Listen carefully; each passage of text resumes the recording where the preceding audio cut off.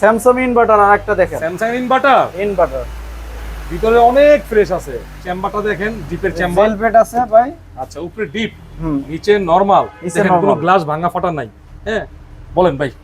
এটা আপনার 22,000 টাকা। 22 না 20 না 19,000 টাকা, 19,000, 18,000 টাকা দাম। 18,000। আর একটা স্যামসাং ইনভার্টার, এটাও স্যামসাং, এটা 100% কাজ করে ভাই। ডিসপ্লে ওকে, হ্যাঁ ওকে। চেক করে নেবেন, সমস্যা এটাও নেই। জেলপেট আছে ভাই। আচ্ছা, এটা হচ্ছে ডিপ ডিপ, আর এটা হচ্ছে নরমাল। নরমাল।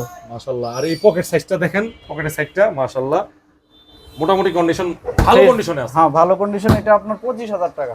25, 25 না 24 না 23 না 22,000 টাকা। 22,000, 22,000 টাকা।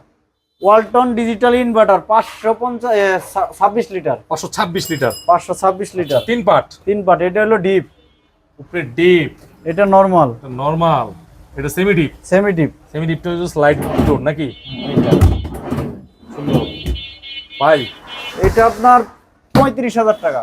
তারপরে ভাই, এটা gas compressor original, original original 526 litre inverter, 526 litre, non frost, non force. একেবারে ছাইড়া দাম বলেন। আচ্ছা এটা আপনার 34,000, 33,000, 32,000 টাকা ভাই। 32,000। 32,000। ভাইয়ের জন্য আর কিছু নাই? চান আপনার জন্য আর 500 টাকা, 31,500। 31,500।